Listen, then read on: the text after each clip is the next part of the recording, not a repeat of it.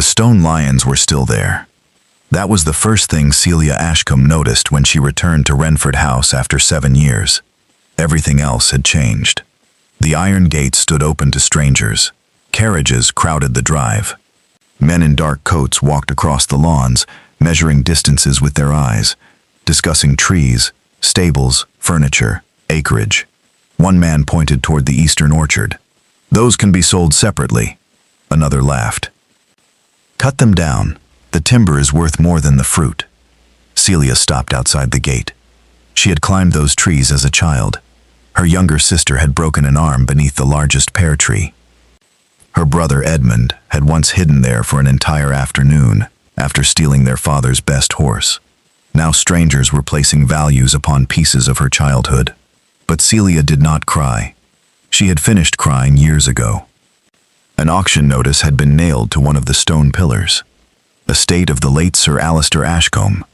Property transferred under authority of the Crown Commission. Beneath the words rested a signature.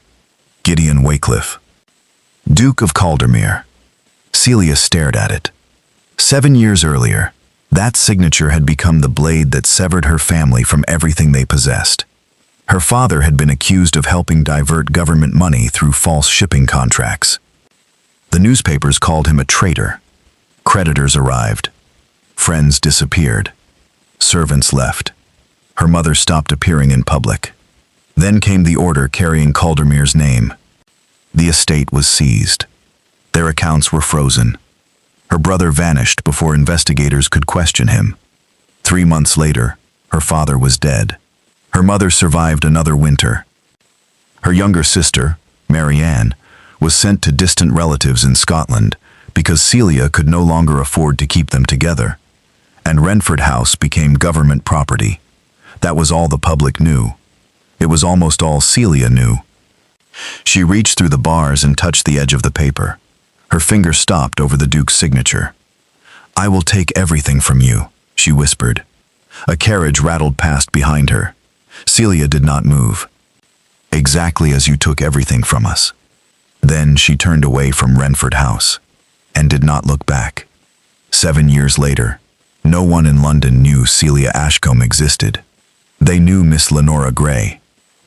Lenora Gray had no notorious father, no missing brother, no ruined estate, no name that caused conversations to stop. She was supposedly the orphaned daughter of a respectable military clerk who had spent much of his career overseas. The story was deliberately boring. People rarely investigated boring women.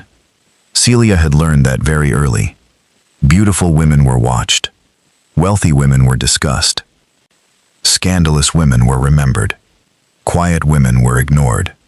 So she became quiet, not timid, never timid. She simply learned how to disappear while standing in the middle of a room. She learned which servants carried gossip upstairs and which carried it outside. She learned how secretaries folded official correspondence. She learned the difference between an ordinary wax seal and one pressed hurriedly from a copied mold. She learned how aristocratic men lied. Most did not lie directly. They changed the subject. They answered questions no one had asked. They became offended, or amused, or suddenly very interested in the weather. Celia studied all of it, because one day she intended to stand inside Gideon Wycliffe's house and discover exactly what he had done to hers. Marriage had never been part of the plan. At first, she intended to reach him through his aunt. Lady Honoria Wycliffe was 68, wealthy, impatient, and perpetually dissatisfied with companions. 3 women had resigned within a year. Celia arranged to meet the 4th. A carefully placed introduction led to tea. Tea led to correspondence. Correspondence led to an invitation to a small gathering at Lady Honoria's London residence. And that was where Celia saw the Duke of Caldermere for the first time.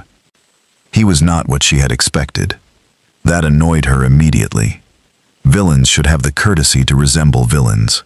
Gideon Wycliffe was 34, tall without appearing imposing, dark-haired, severe in dress, and strangely calm in manner. He did not command attention.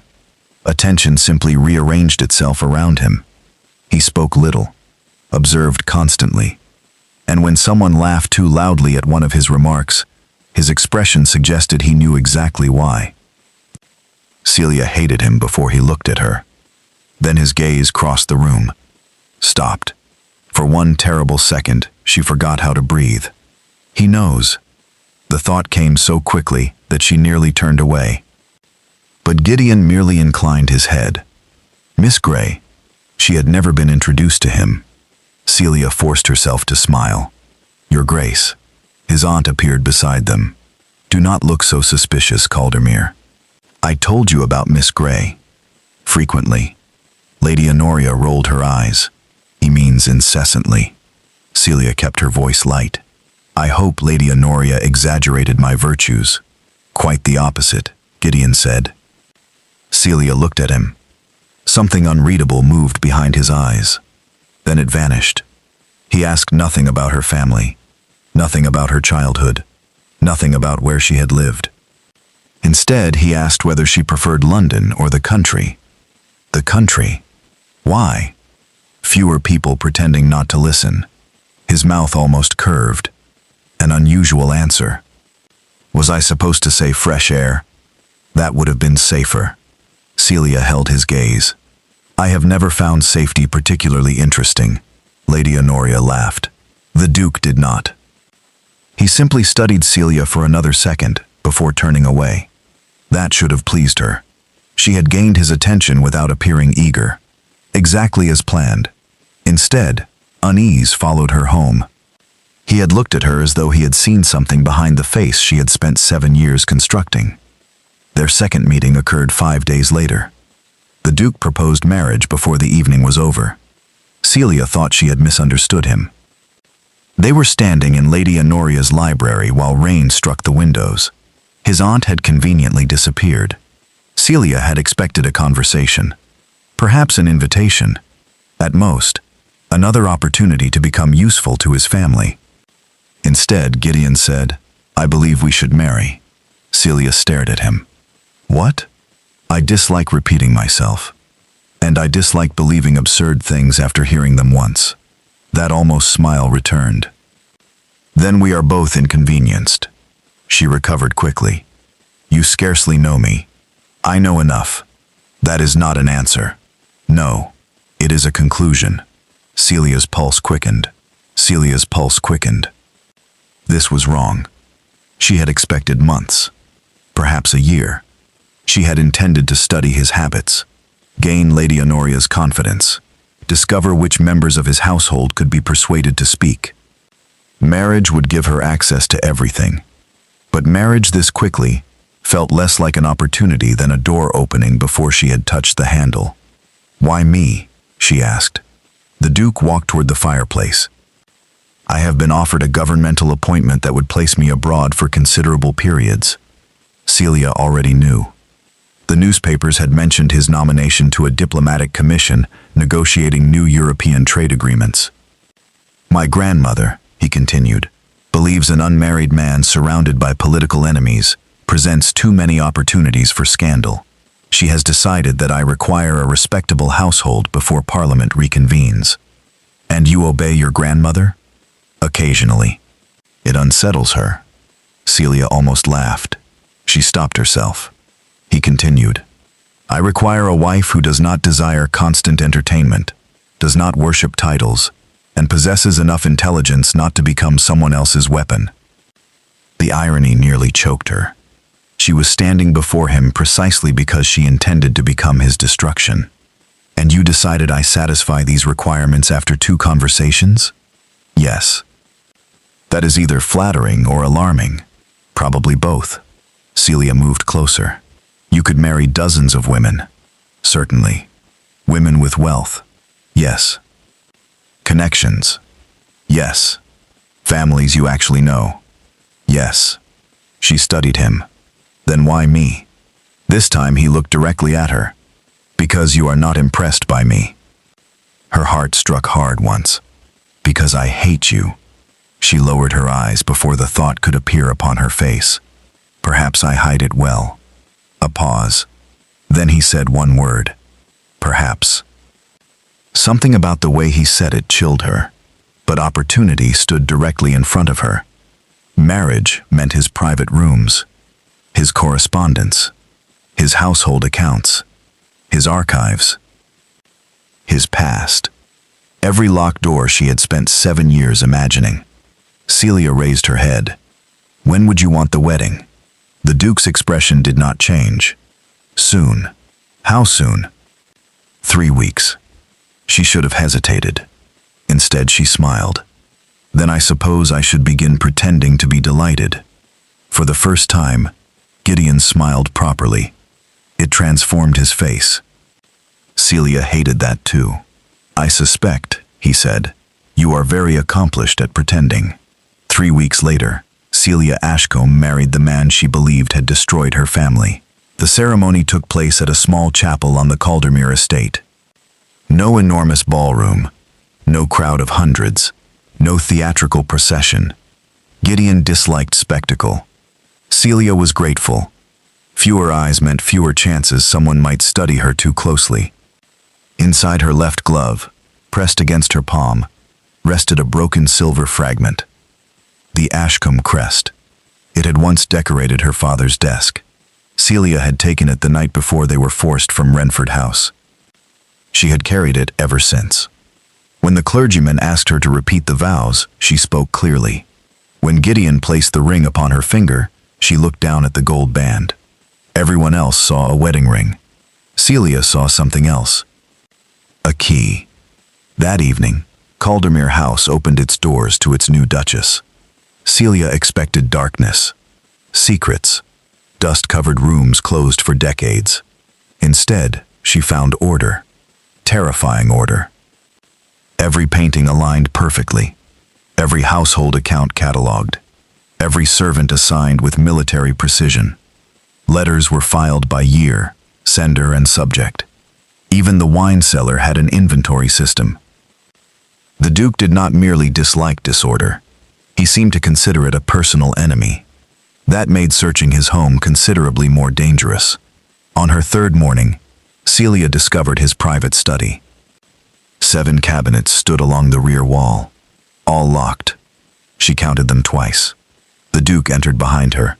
Celia turned. I was admiring your organization. Were you? Yes. His eyes moved toward the cabinets. Most people find it excessive. Most people lose things. And you? Celia smiled. I never lose anything important. Gideon looked at her for a long moment. No, he said softly. I imagine you do not. That night, Celia began. She waited until the house fell silent. She removed the hairpin she had altered weeks earlier. The first cabinet yielded nothing except tax records. The second contained correspondence from political allies. The third refused to open. She heard footsteps in the corridor. Celia froze. They passed. She continued. Inside the fourth cabinet, she found documents from the government commission that had once investigated her father. Her hands trembled. For 7 years, she had imagined this moment. She searched quickly. Shipping companies, port authorities, contracts, seizure orders. Then she saw a name. Ashcombe. Celia stopped breathing. She pulled the file halfway free. Footsteps sounded again. Closer. She replaced it, locked the cabinet, and slipped from the study seconds before a servant turned into the corridor. Back in her bedchamber, Celia pressed both hands against her mouth. She had found it. The past was inside his house. All she needed was time. Across the corridor, 30 minutes later, Gideon Wycliffe entered his study alone. He did not light every lamp. He walked directly to the fourth cabinet, unlocked it, opened the same drawer Celia had searched. Across the inner edge of the lock, he had placed a nearly invisible black thread that morning. Now it hung broken. Gideon touched it once, then looked toward the door through which his new wife had escaped. For several seconds, his face revealed nothing. Finally, he spoke into the empty room. Not the name she had given London. Not the name printed on their marriage certificate. Her real name, Celia Ashcombe. He closed the drawer, and smiled, because the woman who had married him to uncover his secrets had made one mistake. She believed she had entered his house without being recognized. She had no idea that Gideon Wycliffe had known exactly who she was before he ever asked her to become his wife. Celia returned to the fourth cabinet the following night. This time, it was unlocked. She stood very still. The key she had stolen from the housekeeper was already between her fingers, but she did not need it. The brass handle turned beneath her hand. For several seconds, Celia simply stared at the open cabinet. Gideon was not careless. She had learned that much in less than a week. The man catalogued wine bottles. He inspected correspondence before breakfast. He noticed when a vase in the drawing room had been moved 3 inches. Yet somehow he had forgotten to lock the one cabinet containing documents connected to her family. Celia should have stopped. Instead, she opened the drawer. Inside lay the Ashcombe file, waiting. She told herself that luck sometimes looked suspicious. Then she began reading. The first documents were familiar. Government contracts, port records, statements from shipping agents. Letters claiming her father had redirected Crown funds through companies that existed only on paper. Then she found the order. Her hand stopped moving. It bore Gideon's signature, not a copy. Not a clerk's notation. His signature. By authority of the Commission, all property belonging to Sir Alistair Ashcombe was to be seized pending investigation into conspiracy, financial fraud, and misuse of government contracts. Renford House. The London residence. Bank accounts. Shipping interests. Everything. Celia read the final page twice, then a third time. 7 years of hatred suddenly had paper beneath them. Her father had insisted until his last day that the accusations were manufactured. Her mother had believed him. Celia had believed him. And now here was the man who had turned accusation into destruction. Gideon Wycliffe. She pressed one hand against the desk. For the first time since entering Caldermere House, she wanted to abandon patience. She wanted to carry the document downstairs, wake him, place it before him, and ask how it felt to sleep comfortably after destroying 5 lives with one signature. Then she noticed something. One sentence. It sounded wrong. Not legally wrong. Familiarity wrong. During the past years, Celia had studied dozens of orders carrying Gideon's authority. He preferred direct sentences, short language, precise instructions. The seizure order sounded different, ornate, almost theatrical. She compared it to another document in the file. Same signature, different voice. Celia frowned. Then anger overpowered curiosity. What did wording matter? His hand had signed it. His seal had authorized it. Her family had been thrown from their home because he had allowed it.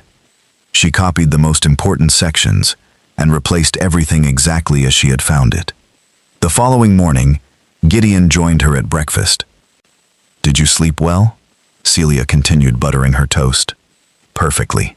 Excellent." She looked up. His gaze moved briefly beneath her eyes. "You look exhausted." Celia nearly dropped the knife. Gideon calmly unfolded the newspaper. Was he mocking her? No. Impossible. She had left nothing disturbed. She had checked twice. "Perhaps marriage does not agree with me," she said. "Already? Do not look wounded, Your Grace. I shall try to survive." His attention returned to the newspaper. Celia watched him. Something about their marriage had begun irritating her in a way hatred had not prepared her for. He treated her well. That was the problem. If Gideon had been cruel, arrogant, or dismissive, revenge would have remained simple. Instead, he asked her opinion, actually listened to the answer. At dinner, he discussed parliamentary disputes with her, rather than explaining them as though she were a child. When she disagreed, he did not become offended. He became interested, and when she caught an error in one of his arguments, his eyes brightened. "You enjoy being contradicted," she accused one evening. "Only competently. That sounds intolerable." Most people agree. A chessboard soon appeared in the library. Gideon defeated her during their first game. Celia demanded another. He defeated her again. The third lasted almost 2 hours. "You plan too far ahead," he said. Celia stared at the board. That is usually considered a virtue. Not when you become so attached to the ending that you ignore changes in the middle. Celia looked at him. For some reason, the statement felt directed at more than chess. "You sound very pleased with yourself." "I am." She moved her bishop. "You should not be." 6 moves later, she won. Gideon leaned back, then smiled. "Well done." He seemed genuinely pleased. Celia hated how much she wanted to smile back. That night, she searched another cabinet and found another clue too easily. A letter from a man named Mr. Harlan Reeve, former clerk to the Royal Contracts Commission. The letter mentioned her father, only once, but enough. Sir Alistair was warned before the final inquiry. Celia copied the address. 2 days later, she told Gideon she intended to visit a dressmaker. Instead, she traveled to a narrow house near Clerkenwell. Harlan Reeve was dying. She knew that before entering his room. He lay beneath heavy blankets, skin gray, breath shallow. His daughter left them alone after Celia claimed she was researching an old government matter. Reeve watched her carefully. "Who are you?" "Lenora Wycliffe." No reaction. Celia tried again. "Before my marriage, Lenora Gray." Still nothing. Then she said quietly, "My father was Alistair Ashcombe." The old man's face changed. Fear. Not surprise. Fear. "You should leave." "Why?" "I have nothing to tell you. You wrote that my father had been warned." Reeve closed his eyes. "Old papers should remain buried. My family was buried with them." His eyes opened again. Celia stepped closer. "Who warned my father?" "I did." "About what?" Silence. "What did he know?" Reeve turned his face toward the window. "Enough to frighten men more powerful than he understood." "Did Caldermere know?" The old man looked at her. That pause was longer. "Not then." Celia's breath caught. "What does that mean?" Reeve shook his head. "You should ask your brother." The room disappeared around her. Celia gripped the bedpost. "My brother?" Reeve immediately seemed to regret speaking. "Edmund is dead." "I did not say he was." Celia stared at him. Every sound in the room became painfully clear. The ticking clock. The fire. Reeve's breathing. "Where is he?" "I don't know." "You know something." "I know he ran." "He disappeared." "He ran." "From whom?" Reeve shut his eyes. "From what he had done." Celia stepped backward. "No. Ask him." "I told you, he is dead." Reeve opened his eyes once more. "Then why did someone using his name send me money 3 years ago?" Celia left the house barely aware of the street around her. Edmund alive. The possibility was unbearable. Her brother had been 23 when he disappeared. She had spent years imagining his death. A prison cell, a roadside grave, a body at the bottom of the Thames. Their mother had waited for him until the fever took her. What had he done? And why had he never returned? That evening, Celia barely touched dinner. Gideon noticed. "You look troubled." "I have discovered that London dressmakers are more dangerous than politicians." An impressive achievement. She looked at him sharply. Was that another joke? His expression remained innocent. Too innocent. "Do you know a man named Harlan Reeve?" she asked. For the first time, Gideon stopped moving. Only for half a second. But Celia saw it. Yes. What was he? A clerk. For you? For the commission. Was he trustworthy? Gideon placed his glass down. No. The answer came too quickly. Why? Because trustworthy men do not usually vanish from public service without collecting their pension. Celia studied him. Do you know where he is? No. That, she thought, was a lie. She no longer searched only for evidence against Gideon.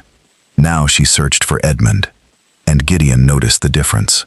Celia began examining older shipping manifests, private accounts, letters from ports in Bristol, Hull, and Liverpool. She searched for initials, false names, payments, anything that might suggest Edmund had survived. Gideon, who had previously seemed amused by her secret movements, became quieter. Doors that had mysteriously remained unlocked were suddenly locked again. A particular drawer in his study received a new key. Then Celia understood. There was something about Edmund Gideon did not want her to find. That certainty drove her harder. The seventh cabinet became her obsession. Unlike the others, it contained almost nothing of importance. Household maps, old estate surveys, correspondence from Gideon's father. Celia emptied it one night, frustrated, then noticed scratches on the floor beneath it. The cabinet had been moved repeatedly. She pushed against the side. Nothing. She tried again. A faint click answered. The rear panel shifted. Celia froze. Behind it was a narrow compartment. Inside lay 6 folders. The first bore a name, Ashcombe. Her heart began pounding. She opened it. Reports. Not 7 years old. Recent.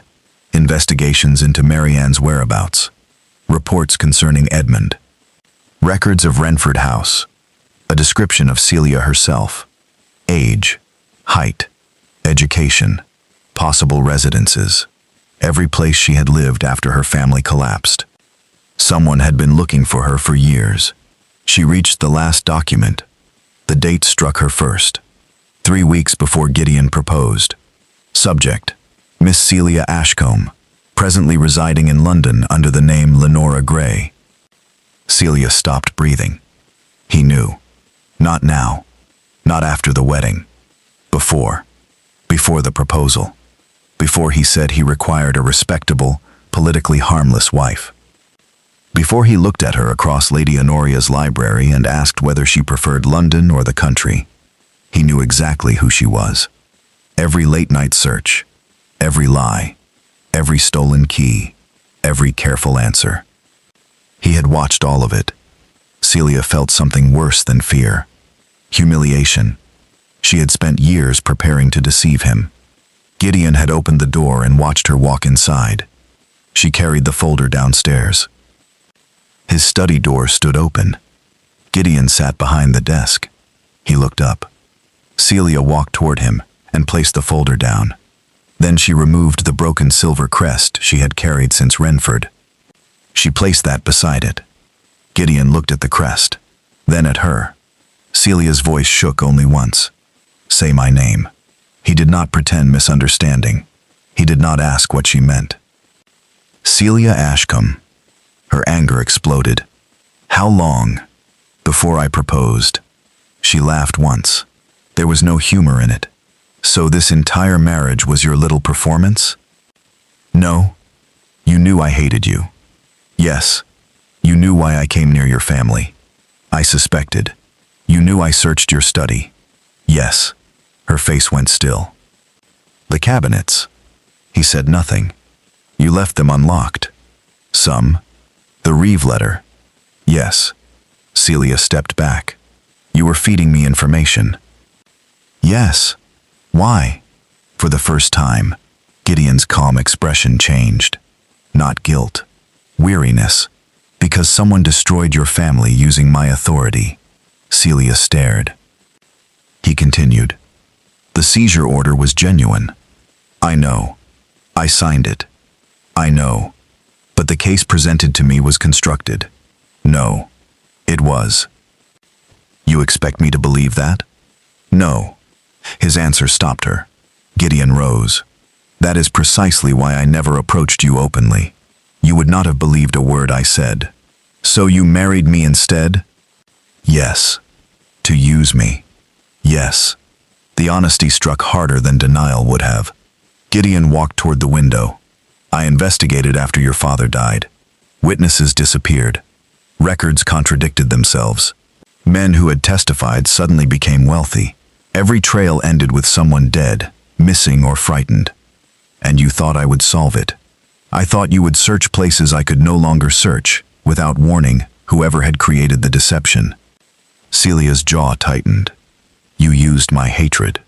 Yes. She wanted him to apologize. He did not. That somehow made her angrier. You ruined my father. Gideon looked at her. Yes. Silence filled the study. He did not defend himself. I was 27, he said, newly appointed to the commission. Evidence arrived bearing the names of men I trusted. Contracts matched.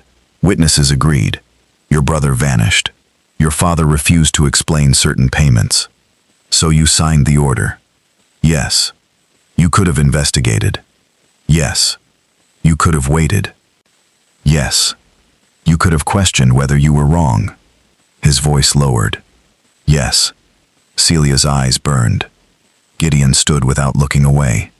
I did not create the lie, Celia. Then, more quietly, I simply believed it quickly enough to make it lethal. The words silenced her, because there was no innocence in them, no attempt to escape responsibility. He had not invented the crime against her family, but he had become the weapon. Celia picked up the silver crest. Then you still deserve what is coming. Something changed in Gideon's expression. What is coming? Celia said nothing. For the first time since their marriage, he looked uncertain. She left the study, returned to her room, locked the door, then opened the false bottom of her traveling case. Inside lay a receipt. A receipt for a sealed packet delivered before her wedding to a newspaper editor named Nathaniel Crowhurst. The instructions had been simple. If Celia did not personally retrieve the packet before the first day of October, Crowhurst was to open it. Publish everything. Copies of seizure documents, witness statements, her father's accusations, evidence suggesting Gideon Wycliffe had knowingly destroyed the Ashcombe family to hide corruption within his commission. When Celia prepared it, she had believed every word. October 1st was now 4 days away, and for the first time in 7 years, Celia Ashcombe understood something more frightening than failing to get revenge. She might actually succeed. Celia left Caldermere House before sunrise. She did not tell Gideon where she was going. For once, he did not try to follow. Nathaniel Crowhurst's newspaper office stood near Fleet Street, above a printer's shop that smelled of ink, hot metal, and damp paper. Celia climbed the narrow stairs 2 at a time. The clerk behind the desk barely looked up. I need to see Mr. Crowhurst. He is not here. When will he return? The clerk hesitated. He won't. Celia went still. What do you mean? He left London yesterday. For where? I don't know. Celia placed both hands on the desk. He has something belonging to me. The clerk finally looked at her properly. A packet? Her stomach tightened. Yes. The man's expression changed. Someone collected it. Celia's blood turned cold. Who? I assumed you sent him. I sent no one. The clerk swallowed. A gentleman came with written authority, said the publication date had been moved forward. Celia stared at him. When? Tomorrow morning. For several seconds, she could not speak. Tomorrow. Her revenge was no longer waiting for her. Someone else had taken control of it. She turned and hurried downstairs. Gideon was standing across the street. Celia stopped. He wore no hat despite the drizzle. You followed me. No. Then why are you here? Because Crowhurst disappeared yesterday. Celia's anger flared. You knew? I learned this morning. She looked at him, then understood. You knew about the packet. No. That answer came without hesitation. For once, she believed him. Gideon crossed the street. What did you send him? Celia looked away. Enough to destroy you. His expression did not change. When will it be released? Tomorrow. He nodded once. Then we have until tomorrow. You sound remarkably calm. I have already been ruined once in your imagination. I suspect reality will merely be less convenient. She stared at him. How can you joke? Because panic wastes time. Then he stepped closer. Who knew about the packet? No one. Someone did, Celia thought. Then her breathing stopped. There had been one person. Years ago. One correspondent who had begun sending her fragments of information under different names. One person who always seemed to know which witnesses had vanished, which records to request, which rumors to follow. She had believed the letters came from an old friend of her father, but the handwriting, she had never allowed herself to see the resemblance. Edmund. Gideon's face changed. He knew. Celia caught his sleeve. My brother is alive. Gideon said nothing. You knew. I suspected. You knew. I did not know where he was. But you knew he survived. For 3 years. Celia slapped him. The sound cracked through the street. Neither moved. My mother died waiting for him. I know. You had no right to keep that from me. No. Where is he? Gideon hesitated, then gave her an address. A boarding house near Limehouse. Celia arrived less than an hour later. She recognized Edmund before he turned around. Not because he looked the same. He did not. His face was thinner. A pale scar ran from his temple toward his ear. There was gray in his hair despite being only 30. But he stood exactly as their father had stood when angry. Weight slightly forward. Hands clasped behind his back. Celia. Her knees nearly failed. For 7 years, she had imagined this moment. She had imagined running into his arms, crying, forgiving everything simply because he was alive. Instead, she struck him too. Edmund accepted it. Then Celia struck him again. You let us believe you were dead. I had no choice. You always had a choice. He looked away. You don't understand. Then explain. Edmund paced toward the window. I was involved in something before father was accused. Celia said nothing. A private investment group, shipping contracts, government suppliers. I thought I was helping us. Helping us how? Father's business was struggling. Celia stared. She had not known that. Someone approached me, Edmund continued. Said we could profit from contracts before they were publicly announced. Who? A man named Silas Merrick. Gideon, standing near the door, went completely still. Celia noticed. You know him. Gideon's voice hardened. My father's former secretary. Edmund laughed bitterly. Secretary, advisor, fixer. Whatever name powerful families give men who know where every document is buried. Celia looked between them. Edmund continued. Merrick used me to move money through 3 companies. I thought they were legitimate. When the investigation began, he told me if I stayed, I would hang, and father would fall with me. So you ran. Yes. And father looked guilty, because you disappeared. Edmund closed his eyes. Yes. Celia felt something inside her break. Not loudly. Quietly. That was worse. You helped destroy us. I was trying to save us. So was I. He looked at her. Celia thought of the packet. Tomorrow's newspaper. The incomplete evidence. Her certainty. For the first time, she understood him, and hated that she understood him. Edmund stepped closer. It doesn't matter now. Caldermere will fall tomorrow. Celia looked sharply at him. You took the packet. His silence answered. Edmund. He deserves it. Not for what the packet says. He signed the order. Yes. Then what difference does it make? All the difference. Edmund's face twisted. Truth? You want truth now? Yes. You spent 7 years wanting revenge. I spent 7 years wanting certainty. She looked at Gideon, then back at her brother. And I know better now. Edmund laughed. You sound like him. No, I sound like someone who has finally seen what certainty can do. But the packet could not be recovered. Merrick had already taken it from Edmund. That was the final betrayal. Edmund had believed Merrick wanted Gideon exposed. Instead, Merrick had recognized an opportunity. If the packet was published, Gideon would appear to have deliberately framed the Ashcombs. The public would stop looking for anyone else. Merrick would disappear behind the scandal he had created. The next morning, London woke to the headline: Duke accused of destroying family he later married into. By noon, Gideon's appointment was suspended. By evening, 3 newspapers called for his resignation from public office. 2 political allies publicly denied knowing him well. One man who had dined at Caldermere House 4 nights earlier described Gideon as always deeply suspicious. Celia read every word. She had imagined this for years.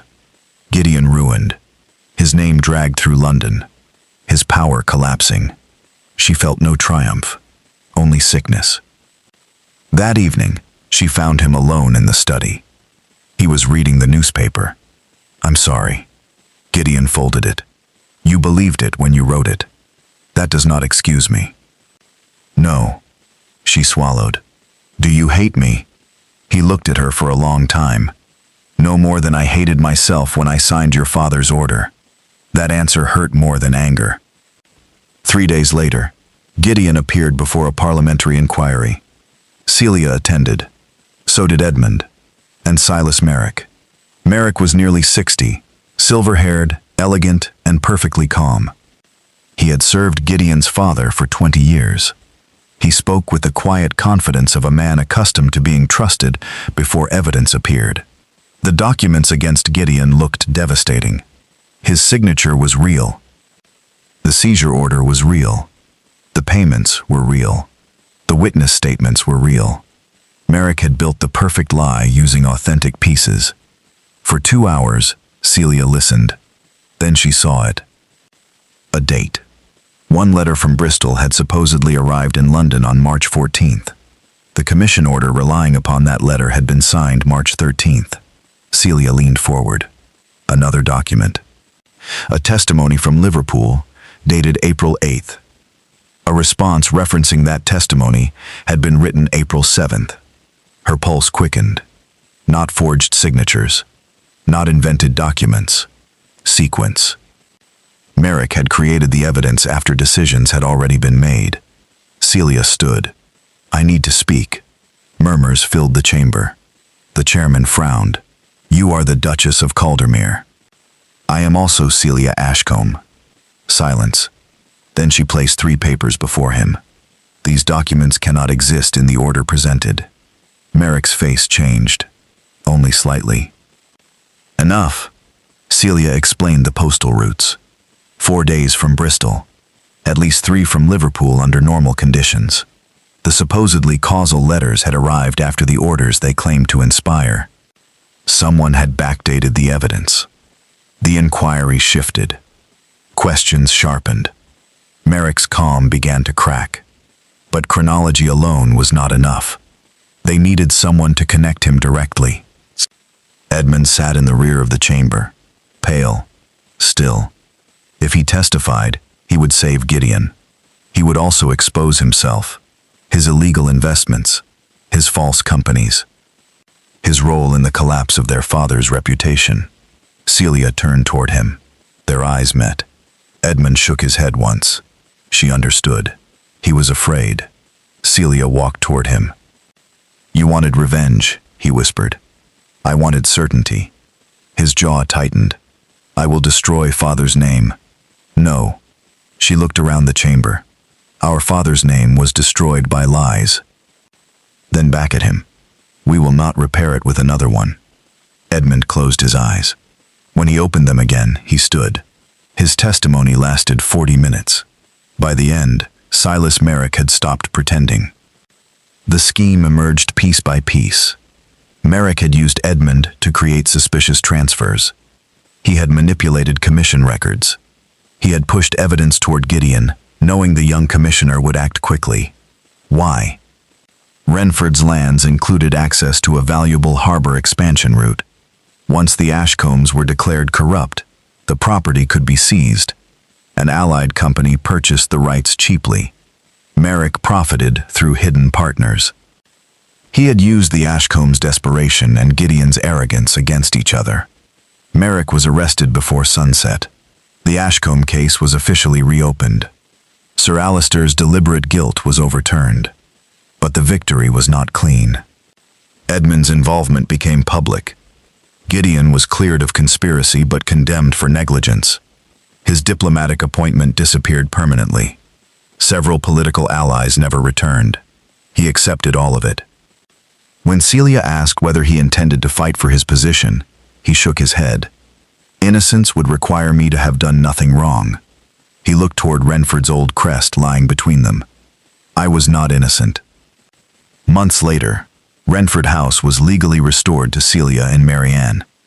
Celia sold most of the surrounding land. The house itself became a school and residence for daughters of families ruined by financial scandal. She never moved back. The past, she had learned, could be acknowledged. It could not be rebuilt. She and Gideon separated. Not dramatically, not angrily. There was simply no reason left for either to remain. No investigation, no trap, no revenge. For the first time since their marriage, neither needed anything from the other. Gideon went to Caldermere. Celia stayed in London. They wrote occasionally. At first about legal matters, then books, weather, Lady Honoria's increasingly ridiculous complaints, ordinary things. They finally became acquainted months after becoming husband and wife. The following spring, Celia traveled to Caldermere. Gideon found her in the library beside the chessboard. He stopped at the door. Have you come because I am your husband? No, because you forgive me. Celia considered it. Not entirely. He nodded. Fair. She stepped closer. I came because I finally wanted to know who you are when I am not trying to destroy you. For several seconds, Gideon said nothing. Then his gaze dropped to her hand. Celia was holding the broken Ashcombe crest. She placed it on the desk between them. Gideon touched the silver edge. Do you want it repaired? Celia looked at the broken crest. At the symbol she had carried through 7 years of grief. Through hatred. Through marriage. Through revenge. Then she shook her head. No. Gideon waited. Celia smiled. I want something new. And for the first time since she had stood outside the gates of her ruined childhood home, Celia Ashcombe was no longer looking backward. She had married Gideon Wycliffe to destroy him. She had nearly succeeded. But in the end, revenge had not restored what either of them had lost. Truth had simply given them something vengeance never could. A choice. And this time, when Celia reached for Gideon's hand, neither of them mistook it for surrender. It was only a beginning.